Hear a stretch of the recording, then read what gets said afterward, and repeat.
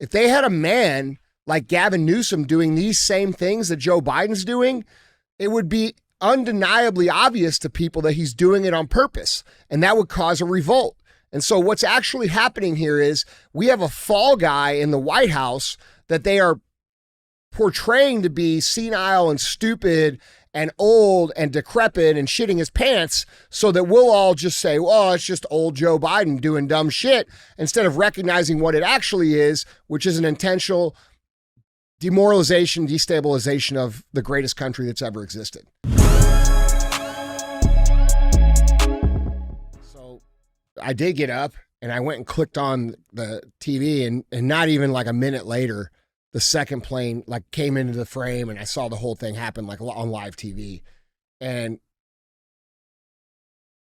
you know, it was like surreal. It was surreal that it was happening. Like I remember watching it being like, holy shit, like what the fuck is going on? I think most of America felt that way. Yeah. And it was such a symbolic, like in your face act of aggression, right?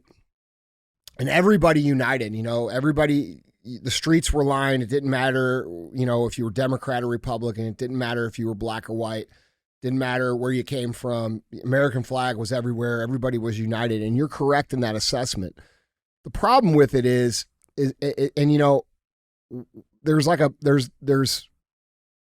we have to talk about the reality of it, Thousands upon thousands upon thousands of innocent Americans died that day. But there's all kinds of things about 9/11 that never added up and that never came to the surface and that never came to reality. And when people first started, so for the first 3 or 4 years after 9/11, everybody was united. Everybody was like, yeah, let's get the terrorists, which was basically made out to be anybody that was Arab. Mm-hmm. Which was wrong, and Americans bought it hook, line, and sinker. And through the manipulation of the pain and the frustration that we had as Americans, they changed a lot of things about America. They introduced the Patriot Act. They introduced TSA.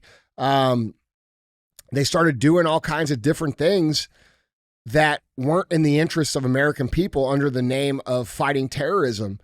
And of course, they went to war and killed millions of people in the Middle East that were innocent and had nothing to do with what was going on. And so the narrative has really changed. And I think, on 9/11, if you look at the internet, it's very polarizing. You see people who say never forget, and they get insulted when you point out basic truths. Some of the quote unquote conspiracy elements about it, like Donald Rumsfeld saying the day before 9/11 on 9/10/2001 that the Pentagon couldn't find $3 trillion, right? Yeah. And like the only office that had the records of that crumbled. Yeah, right. Or the insurance policy that was taken out on the towers, previously that year that paid the insurance beneficiary $4+ billion. Right? Like we have these things that all point to it being an orchestrated tragedy to unite Americans in order to produce the war, in order to benefit these politicians and these very evil, corrupt elite people that we talk about every single day on the show. And it wasn't really until COVID happened when enough people saw how because that was very sloppy how they did that. Yes, people bought it, but there was a big number of people that didn't buy it. And that wasn't the case at 9/11. Everybody when 9/11 happened, was like, holy shit, we all bought it. Yeah. And when COVID happened, not everybody bought it, and it opened up the narrative for people who had doubts about 9/11 to kind of explore those doubts and look into it. And now we have what I don't think it's mainstream, but I think it's getting to be mainstream, where a lot of people realize that 9/11 was conducted heavily by our own 3-letter agencies for a certain specific purpose. Yeah. And then we start throwing in the idea of how the CIA allegedly executed Kennedy and like all these things. And it opens up a lot. You know, if we want to talk about the real terrorism, that's the terrorism. You know, that's the terrorism. It's funny how, you know, Middle Easterners were painted as terrorists for so many years in this country, and you don't hear anything about it anymore. Like, they're not worried about all these Western African or Middle Eastern or third world country citizens coming across the border, not saying a word about it. Where 10 years ago, it would have been like, man, they're going to suicide vest everybody and riled everybody up. And I really think that what this, you know, from my perspective, you know, and I have a different perspective because I'm old enough to have witnessed both these events.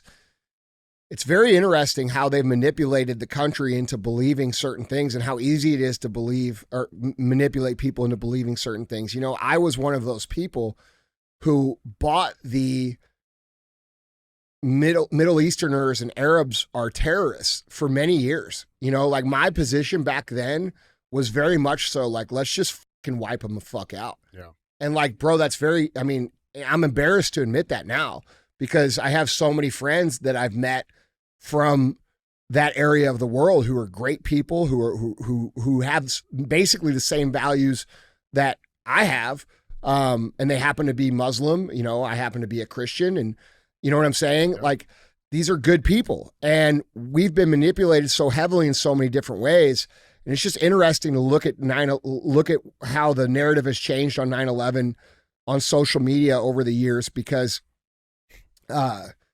now it's like this argument about like who did it, what was involved, and then you still have people who say you guys are crazy. But dude, look, man, it's undeniable. There's there's tons and tons of evidence here, and I think the best thing that's happening because of all of this is that people are legitimately asking questions about everything now. You know, these people's ability, these corrupt three-letter people, you know, I'm not saying the whole agencies are all corrupt, but I mean, a lot of it is. More than one person. Let's be real. Yeah. Yeah. These people are orchestrating tragedies in the world that are unnecessary and that only benefit certain classes of people, when that's not the natural state of humanity. The natural state of humanity is peace and harmony and goodwill. And we continue to have the jar shaken for the benefit of a very, very wealthy, very, very few in number segment of the population. And, you know, every time this anniversary comes around, I think more and more people are waking up to what's actually going on, because it's running congruent with some of the fuckery that they're playing right now, you know? Yeah. Any words on President Mitschitz's pants? No, because I don't believe that he cares at all. I believe these things don't bother me anymore. Like when he walks out of the Medal of Honor ceremony, or he says something, or he does something that is inflammatory, I don't get riled up, because I understand what the man's purpose is. Yeah.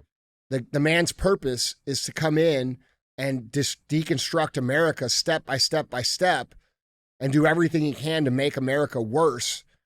And then for us to blame it on him being senile and old and not knowing what's going on. And like, I'm not going to buy into that. Like, by me saying, oh, I can't believe he walked out of the Medal of Honor ceremony, or I can't believe that he didn't go to 9/11. Like, I can't believe he shut down the strategic oil reserves in Alaska. I can't believe he stopped the pipeline. I can't believe he's letting crime go on like this in the cities. I can't believe he's letting the border stay open. I can believe it, because I understand his role and what his purpose is in this, and I fully believe that.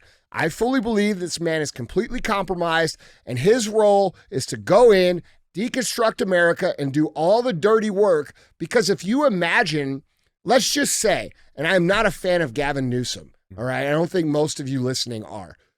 But let's just say, but we can agree that the man is competent in terms of his ability to communicate. He is not brain dead. He's a strategic thinker. He's capable. He can have a conversation.